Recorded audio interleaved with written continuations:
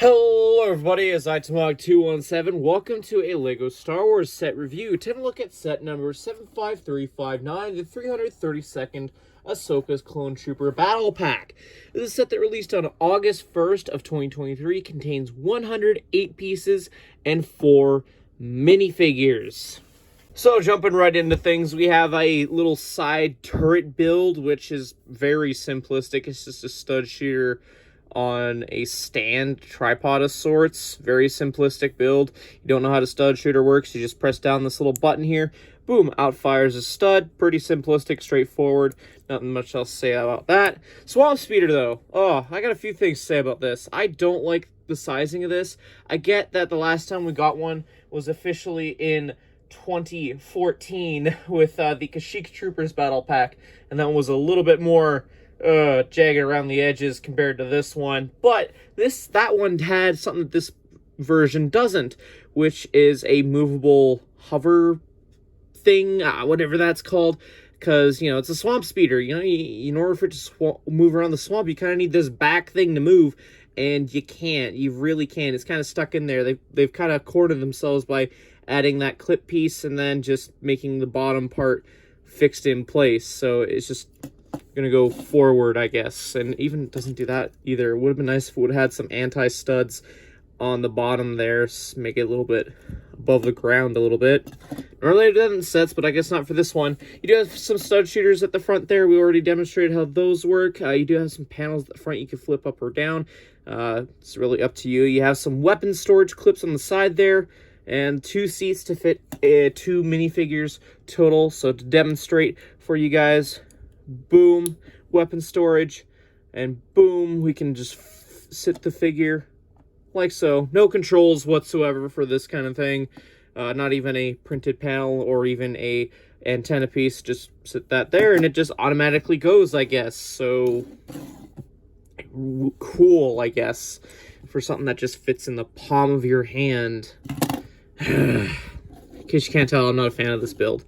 So not really much else to say about this build, since, you know, there's not much to it, and especially in terms of part usage.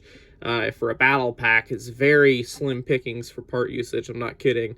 So let's just have a closer look at the minifigures, shall we? So taking a look at the first 2 minifigures included in this set. On the left we have Captain Vaughn of the 332nd. He appeared in like an episode or 2 of season 7, so he's a nice inclusion, but we'll take a second before we get into him. But on the right, we have the 332nd Jet Trooper. Nothing really distinguishes this from a regular 332nd Trooper, other than the fact that it has a blue jetpack, which is the same as the 501st, but that's fine. That makes sense to me. They did that with the 501st Battle Pack, and these are basically quickly reshuffled of a squad from the 501st, so that's okay. The only thing really new about this trooper compared to the old one, which we'll have a look at in the next frame, I guess, is just that there's helmet holes. But yeah, removing the helmet, you can see just no exclusive facial print. To see same traditional clone face. Now, I kind of wish that Vaughn would have had a unique facial print. I know we don't see his face, but just something of a unique expression, because they've kind of had that trend going for named clones up to the time of this recording. So it makes sense to me, at least, if you have Vaughn, a named clone, in a battle pack, which okay, let's take a second here to talk about Vaughn. He looks good from a first glance, but let me show you this picture here that was taken from the Clone Wars. Do you notice anything different? If not, well, let me point it out to you. The visor is a dark red of sorts. Now, I get LEGO can't print on these visor pieces, but if it's very clearly shown as red, why don't we have it as a red visor? Like, if you happen to have the one from the Battle Pack that came with the ARC Trooper, you can fix this problem. But if you don't, you're gonna have to go to Bricklink to make this perfect looking solution. I think that looks much better given the image that was shown on screen. So it's a simple fix, but shouldn't have to go out of your way to do that when it, you know, LEGO is the best there is. Kind of would have been nice if there would have been blue arm printing. You know, kind of helps distinguish the difference between these two clones, because you flip that back, these two look almost indistinguishable. Like you literally just got that, and then of course you got the back torso printing. Whoop-de-doo, that's accurate, whatnot. But like just something that makes this guy stick out a little bit more. Overall, I think that the issue is here with this battle pack is the fact that they included Vaughn in such a cheap set.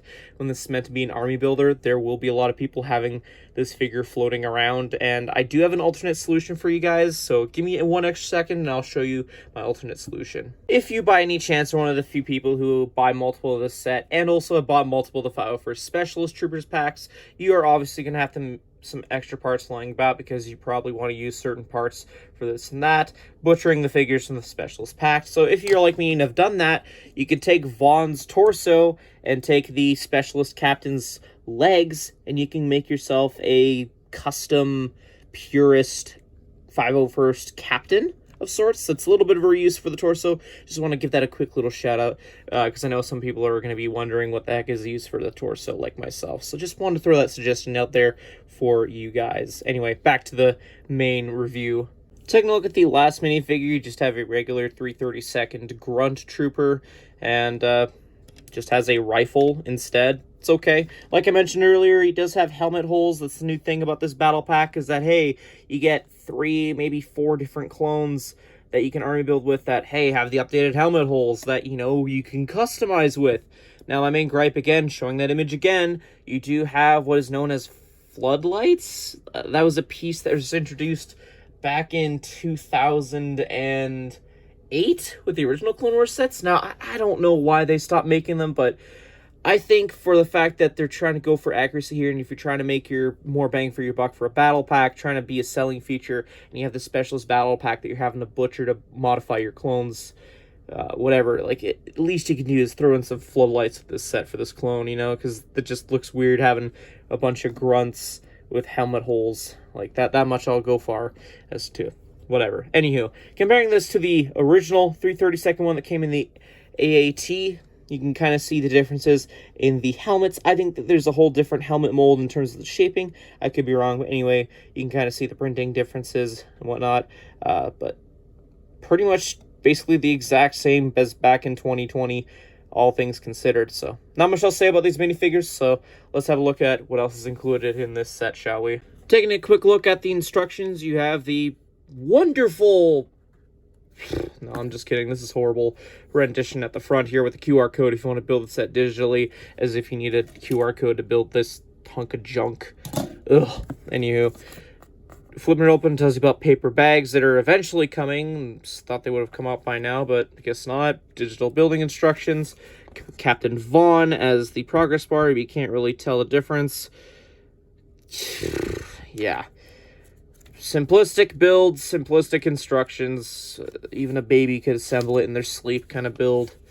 Flipping all the way to the back, just shows you advertisements for other Star Wars sets, especially the Specialist Battle Pack that's on shelves right now, the mechs, other stuff like that. Parts listing, one at the back, whoop-de-doo. In terms of extra parts, this is all that I got in my copy of the set.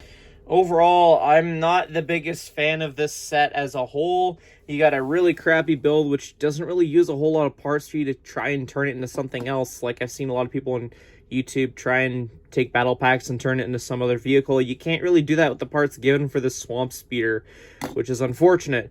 Turrets, it's a side build, you know. Vaughn, blue arms, red visor. That would have been fine, but ultimately I think like this set really shouldn't come with Vaughn whatsoever, because that's a good chunk of the issues with this set, regardless of the build. Like, in terms of minifigures, if you don't include Vaughn, just include a fourth one, you got yourself a fine set, and you got an excuse to put Vaughn in a different set down the line, because this thing ultimately takes away from some of the value for me. Because, again, you're having to go out of your way to buy a red visor, you're going out of your way to buy blue arms, and ultimately, if you're trying to army build this with this set, you're going to have a whole lot of Vaughns to just try and sit in a corner somewhere if you're not going to sell them. But hey, if you buy the Specialist pack to modify with a backpack or visors or whatever, you can try modifying it in the way I showed off earlier, but that's going to get old pretty quick. So that... And again, with the floodlights, because when you compare this set to the File for Specialist pack, you have so many options. Like, with this Specialist pack, you have 3 different types of clones and at least 3 different pieces you can mess around with with that set and this set in terms of swappable, interchangeable parts and whatnot. And this thing just offers a unique printed torso and updated helmets. Whoop-de-doo. So, ultimately, if you're going to pick up this set, it's okay to pick up one copy if that's all you're planning on doing. If you're trying to army build this, you're going to have a bit of an annoyance like I am. So, yeah, maybe just stick to one and call it done, which kind of sucks because this is supposed to be a battle pack, which is essentially an army builder. So, kind of defeats the purpose. Again, get rid of him. You got your problem solved mostly. So, anywho, those are more or less my thoughts. Let me know your guys' thoughts in the comment section down below. If you enjoyed this review, please let me know by hitting that like button. Subscribe if you're new to the channel and you want to see more content like this. It'd be very much appreciated. Anyway, thank you everyone so much for watching. I'll see you all in a future video. Till then, see you later. Bye.